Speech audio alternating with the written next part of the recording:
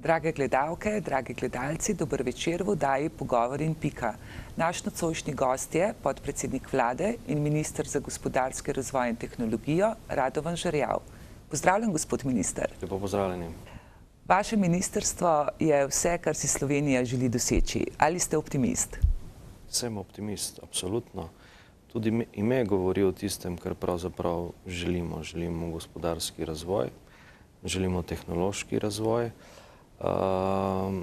In jaz verjamem, da bomo na osnovi vsega tega, kar počnemo v vladi v tem trenutku, kar sicer ni vedno najbolj popularno. Odzivi so hudi. Sem sam vendarle prepričan, da je to pot, ki nas pelje naprej, ki nas na dolgi rok pelje v smer konkurenčnejšega slovenskega gospodarstva, to, kar je pravzaprav naš prioritetni cilj. Kot prvo pa seveda tega ne bo, vkolikor ne bomo svoje domače blagajne, svoje denarnice, če hočete, državne denarnice, uredili tako, da bo v njo priteklo toliko, kot bomo tudi porabili, oziroma da ne bomo porabili več, kot bomo v to denarnico denarja dali. Ste nekdanji menedžer, ali je naša država dobro vodena? Preveč je birokracije. Mene osebno, kot nekoga, ki sem delal v gospodarstvu precej časa, ta zbirokratiziranost seveda zelo, zelo moti. Pa papir tam, pa soglasje tisto, pa ne vem, pa eno, pa drugo, pa tretje. Zadeva bi lahko bila bistveno poenostavljena. Na tem se seveda dela, na tem so delale že prejšnje vlade, ampak velikokrat se tudi takrat, ko se kaj poenostavi, na drugi strani kaj zakomplicira. Tako da jaz bi bil vesel, da bi to zadeva bila boljša. Naše banke so v velikih težavah, država pa varčuje. Kje bomo dobili denar za zagon gospodarstva? Poglejte, dva potencijala sta tista, na katere sam osebno stavim. To so seveda evropska sredstva, ki jih je v Bruslju torej še kar nekaj, 3 do 4 milijarde. In ta denar je potrebno pripeljati do konca te finančne perspektive, seveda v Slovenijo. Na tem intenzivno delamo, da se to črpanje maksimalno pospeši in da seveda noben cent ne bo ostal v Bruslju. To je prvi potencijal. Drugi potencijal so seveda tuje investicije. Veliko stavim na to in vsi ukrepi ali pa poteze, ki jih vlada vleče, so usmerjene v to, da bi vendarle poslovno okolje v Sloveniji naredili takšno, da bi bilo zanimivo tudi za tuje investicije. Če želimo privabiti tuje investicije, mora biti slovensko poslovno okolje boljše od kakšnega poslovnega okolja v naši okolici. Sicer se bo kapital selil pač tja, kjer bo se na dolgi rok oplemenitev bolj, kot se bi oplemenitev v Sloveniji.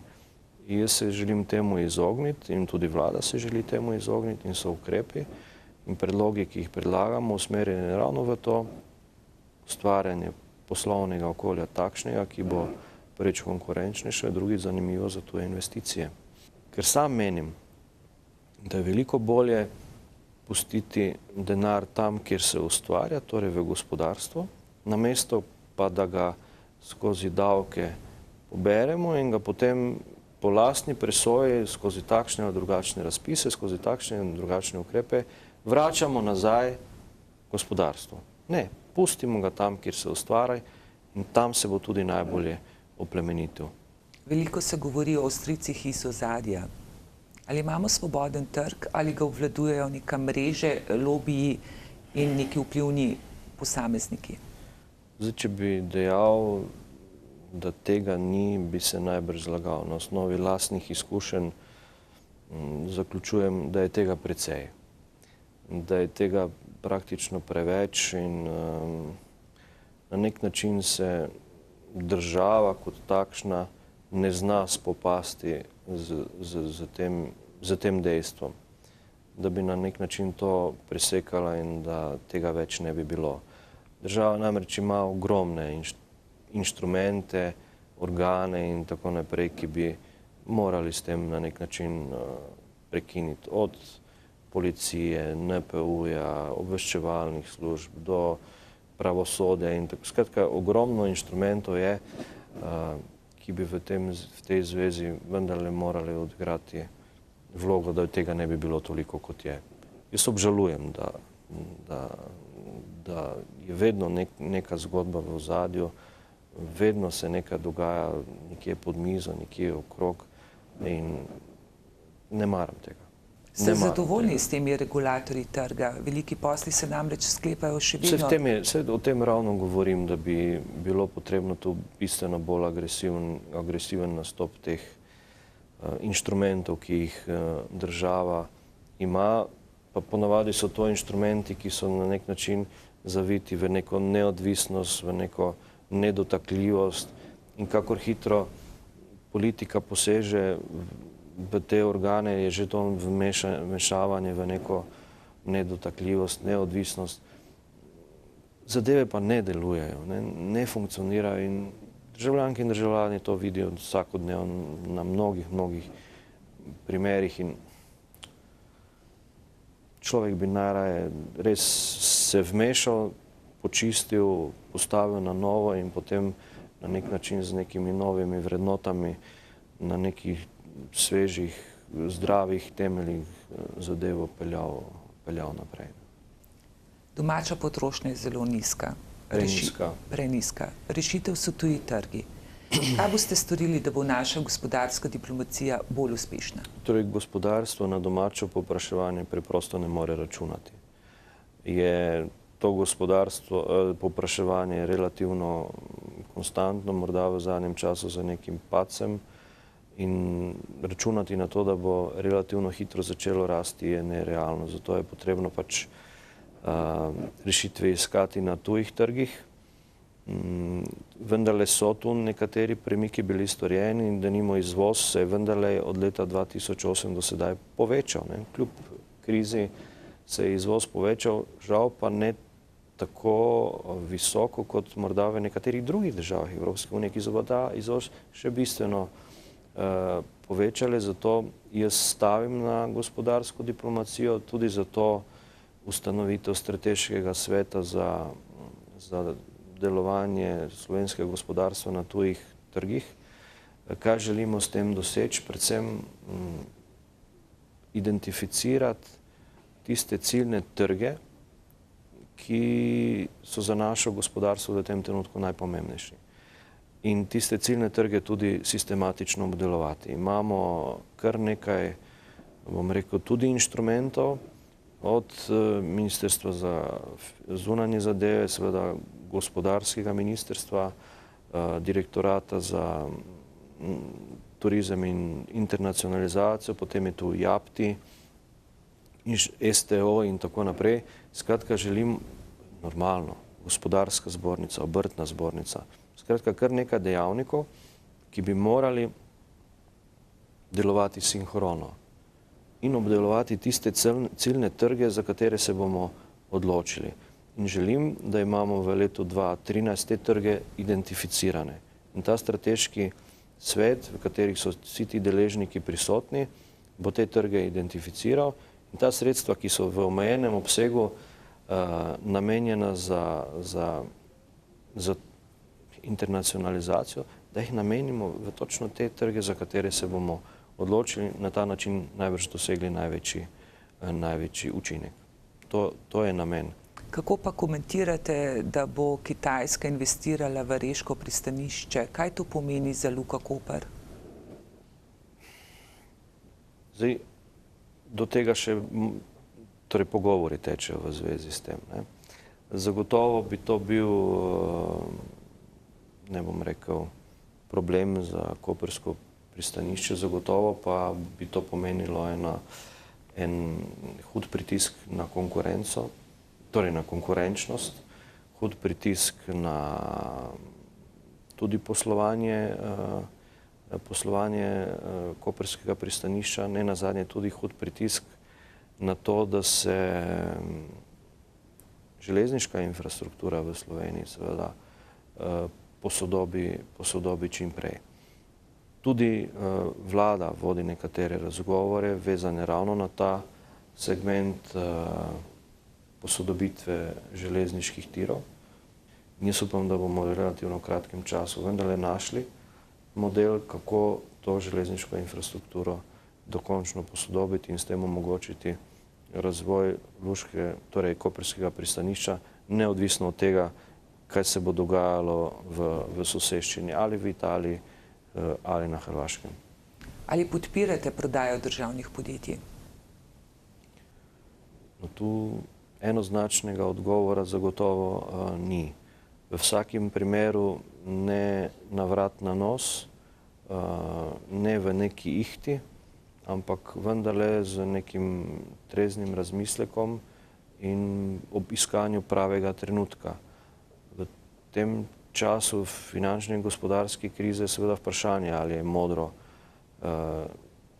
bom rekel, čez noč razprodati vse. Zavedam pa se, da domačega lastniškega kapitala preprosto ni in da bo vendarle potrebno pogledati tudi čez mejo.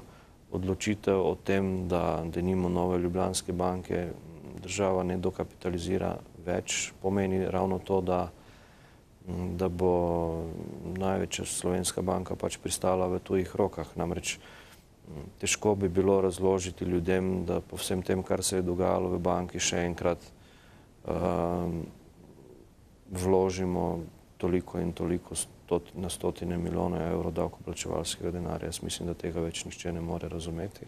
Znana sta primer Pipistrel in Seaway, visokotehnološka razvita slovenska podjetja, ki so se preselile čez mejo.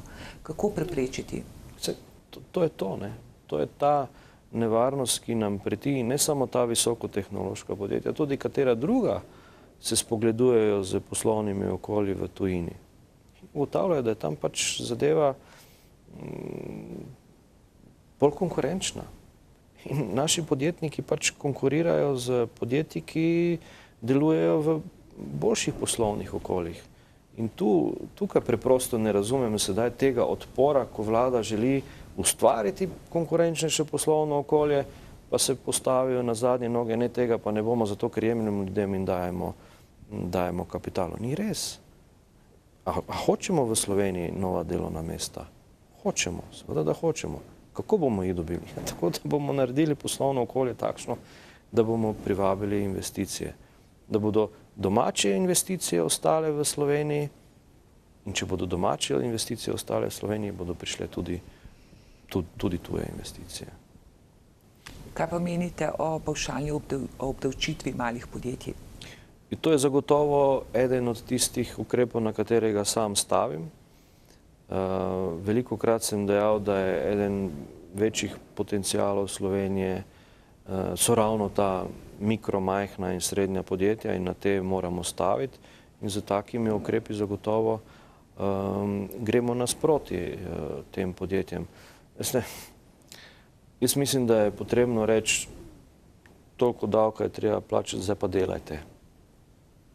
Preživljajte se, govorim ljudem, Slovenkam in Slovencem. Toliko je pavšalni davki, zdaj pa delajte, počnite, živite, zaposlujte ljudi. Jaz bi ga celo vezal na število zaposlenih v posameznem podjetju. Bi rekel, če imaš toliko, je manjši, če imaš manj zaposlenih, je večji. In tudi na ta način spodbujal podjetnike, da zaposlijo čim več ljudi. Ali boste zahtevali osebno odškodninsko odgovornost tistih nadzornikov in menedžerjev, ki so s svojimi odločitvami škodovali podjetjem? To bi se praktično že moralo zgoditi in ti menedžerji in nadzorni sveti bi praktično že morali odgovarjati. Žal sodni mlini v Sloveniji pač meljejo prepočasi. Jaz upam in želim si, da bi ti v nebo pijoči primeri, ki jih je pa v Sloveniji bilo preveč, da bi skratka sodni epilog bil znan čim prej, da bi vendarle ljudje uvideli, da tisti, ki kaj stori napak, vendarle, da ga doseže roka pravice. Če se bo nadaljevalo tak način, da ti postopki trajajo 5, 6 in še več let na sodiščih, da na koncu celo zastarajo, kar smo tudi imeli primere, mislim, da nismo na pravi poti. Sam sem predlagal, da bi v izogib temu se poslužili tudi radikalnega ukrepa ukinitve trajnega sodniškega mandata. Jaz mislim, da bi tudi s tem, pa ne govorim zdaj spet o tej neodvisnosti in vmešavanju politike v pravosodje, ampak da bi vendarle za tem ukrepom dosegli pritisk javnosti, če hočete, ne, na pravosodni sistem, da bi začel delovati učinkoviteje in bolje in da bi ti primeri, o katerih ste govorili, vendarle dočakali neki kraj. Ne. Poglejte, v bankah se je marsikaj dogajalo. Do zdaj se v bankah še nihče ni oglasil. Ne. Pa smo do zdaj preganjali tiste, ki so kredite dobili. Tiste, ki so kredite dali, policija še ni obiskala. Nadzira nadzornike? Skupščine ali pa lastniki, ne.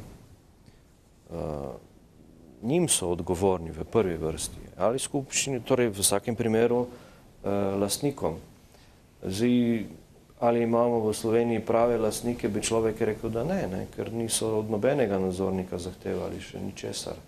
Sam osebno menim, da bi bilo potrebno v Sloveniji profesionalizirati nadzornike. To pomeni, da bi bil nadzornik poklic.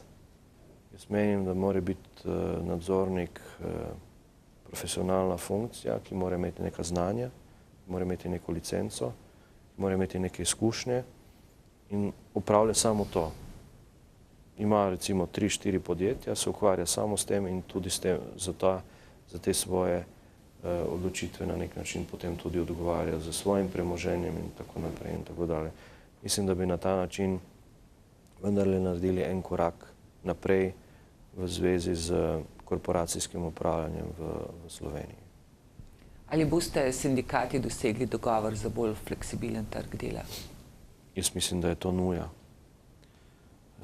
Nekatere države Evropske unije, države, s katerimi mi tekmujemo v tem konkurenčnem boju, so to že storile.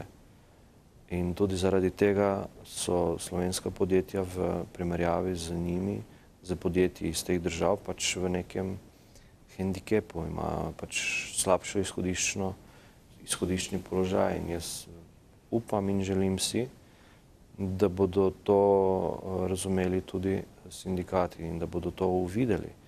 Jaz namreč trdim, vkolikor bi imeli v Sloveniji v tem trenutku fleksibilnejši trg dela, da bi imeli v tem trenutku več zaposlenih, kot jih imamo sedaj. Pred 3 leti ste pozvali gospoda Semoliča k odstopu. Ali še danes menite tako? K odstopu? Ne vem, če sem ga pozval k odstopu. Mislim, da je takrat bila moja izjava v smeri bolj tej, da bo najbrž v neki fazi potrebno tudi z strani sindikatov prevzeti odgovornost. Namreč ta paket reform, ukrepov ali kakorkoli je zdaj že, mislim, da 3. ali 4. Do zdaj je sindikatom uspelo zrušiti vse reforme. V neki točki bodo tudi sindikati morali prevzeti odgovornost za stanje v tej državi. In ne bo moč s prstom kazati samo na politiko. Kako bi komentirali to, če bi se razvedelo, da imajo sindikati na računu nekaj milijonov evrov, konkretno 3? Je se baje, da jih imajo, ne. Zanikali tega niso, ne. Zdaj, človek dobi občutek, da je ta sindikalna zgodba tudi nek marketing, neko pridobivanje članstva in tako naprej in tako dalje. Premalo pa se razmišlja o tem, kje država v tem trenutku je in kam pravzaprav hočemo. In ob tem rečem, ja, tudi jaz se z mnogo čem strinjam, kar sindikati pravijo, pa sva že odpirala tema. Ja, marsikdo bi mogel biti za zapahi. marsikoga bi bilo potrebno zapreti, marsikdo bi mogel nositi svoj del odgovornosti za to, za situacijo v državi. In še enkrat pravim, pravosodni sistem bi, torej celotni sodni in tako naprej sistem bi moral odigrati to svojo vlogo, pa ga ni odigral. Ne. Ampak to zdaj ne pomeni, ker se to ni zgodilo, bomo pa pač križem rok čakali, kaj se bo zgodilo z nami. Ne. Jaz mislim, da vendarle odgovorna politika mora predlagati spremembe, mi jih predlagamo v skladu z tem, kar smo pred volitvami govorili. Jaz sem ves čas govoril, da je gospodarstvo potrebno razbremeniti, da bo varčevanje potrebno in to tudi zdaj v tem trenutku zagovarjam. Nič drugače kot takrat, ko smo to govorili pred volitvami. Nekoč ste izjavili, pravijo, da v politiki potrebuješ debelo kožo. Moj problem je, da je nimam. Kako je danes? Še vedno je ta problem. Še vedno. Še vedno ta problem ostaja, debele kože nimam. Vsaka zadeva se me dotakne.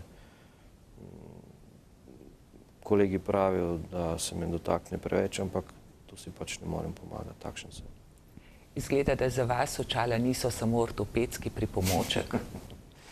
Kdo vam jih izbira? Imate kakšno pomoč?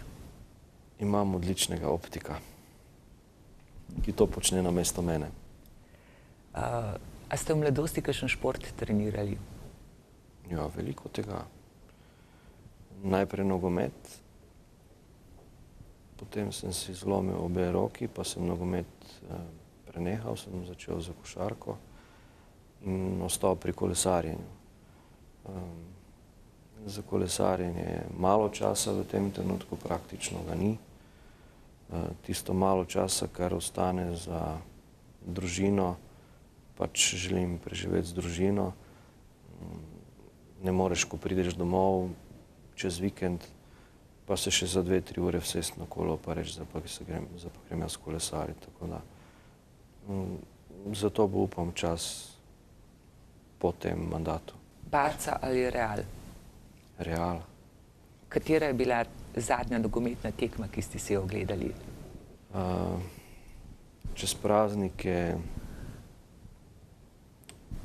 smo malo odklopili, kot se temu reče. Smo bili z družino v bavarski prestolnici in po nekem čudnem naključju sva z sinom dobila vstopnico za tekmo München-Stuttgart. Fantastično je bilo. Ste Štajerc ali Prekmurec? A gučite? Gučim tudi. Oče pa je sicer Štajerec. Mama je Prekmurka, oče Štajerec. Kaj pravite na slogan Prekmurje Republika? Ja, to je včasih bilo, ne, za en kratek čas.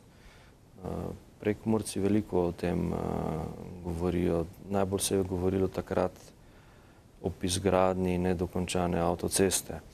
Zdaj, ko ta avtocesta je, ta povezanost nekoliko večja in se ta slogan sliši nekoliko manj.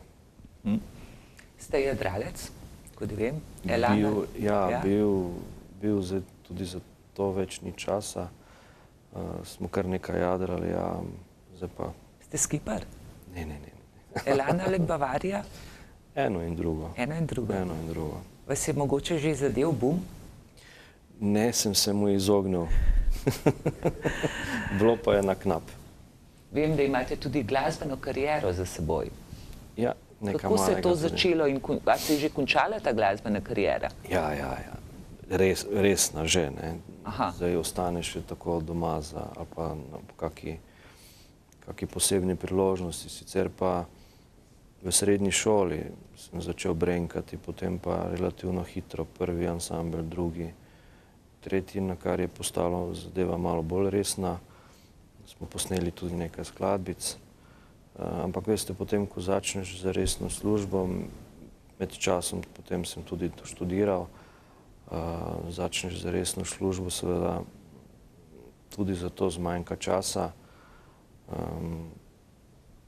Pa tudi v podjetju, ko prevzameš neka resna delovna mesta, resne funkcije, bi te najbrž malo čudno gledali, če bi vse vikende, soboto, nedeljo, petek morda tudi igral na veselicah, po rokah in tako naprej. Ampak ste rocker po duši. Po roki pa ja, tako. Kater kitarist vam je za vzor? Ni, jaz sem bil zaljubljen v skupino Status Quo, ne. Sicer pa je teh kitaristov ogromno, ki sem jih občudoval, ne. Od Jimi Hendrixa naprej, Steve Vai. Kaj pa pri domači glasbi, se med Slakom in Avsenikom, kdo vam je bližji? Ne, zdaj sem navdušen tudi nad domačo glasbo. Mislim, da jo vse preveč odrinjamo v stran. Avsenik, Slak, absolutno oba, ne. Prihajajo mladi, ne, Modrijani, Spev, Spomin. Skratka, vesel sem, da se vendarle tudi na tem delu slovenske narodno-zabavne glasbe vendarle premika na bolje, ne. Ogromno je teh mladih ansamblov, ogromno je dobrega petja, večglasnega petja in jaz mislim, da je to samo pozitivno za Slovenijo. Kater komad ste pa vi najraje zapeli pa zaigrali, največkrat mogoče tudi? Kaj pa vem, ne vem. Golico zagotovo, ne, saj brez Golice ni veselice, ne. Ogromno pesmi. A pojete tudi? Nisem najboljši pevec. Tak, za zaključene družbe že, ampak pred mikrofonom pa so bili za to zadolženi drugi. Kaj pa, če vam jaz ponudim izziv, pa mi kaj zaigrate ali pa kaj zapojete, mogoče? Kitara je uglašena, ima čisto nove strune, mogoče? Zapel. A pa ni uglašena. Jo znate tudi uglasiti, še vedno?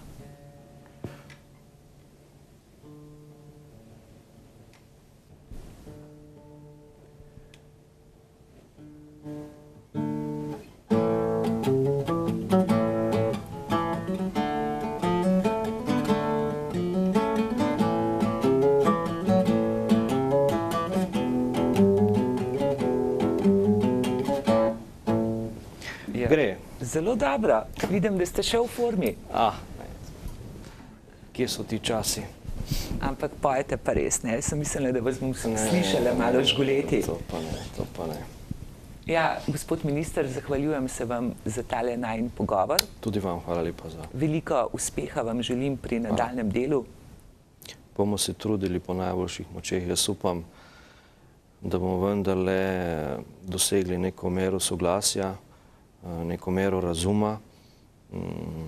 To počnemo za nas, za naše otroke. Bo potrebno malo potrpeti, ampak jaz verjamem, da na dolgi rok bo to pomenilo pot navzgor. Poglejte, Schröder je počel to isto pred mnogimi leti. Je že res, da je izgubil volitve, ampak Nemčija je danes država, ki drži pokonci celotno Evropo. Jaz ne govorim o tem, da bi Slovenija držala celotno Evropo po koncu, ampak vendarle, da zagotovimo slovenskemu narodu neko svetlo prihodnost. To pa verjamem, da lahko storimo.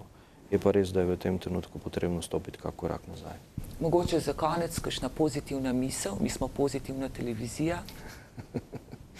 Vem, da ste pozitivna televizija, tudi jaz predvsem raje razmišljam pozitivno in v vsaki stvari pač iščem tiste pozitivne stvari. Jaz mislim, da v tem trenutku potrebujemo predvsem sodelovanje, še enkrat sodelovanje, optimistično razmišljanje naprej, kljub temu, da so težki časi. Lahko bi rekli, lahko bi bili še slabši.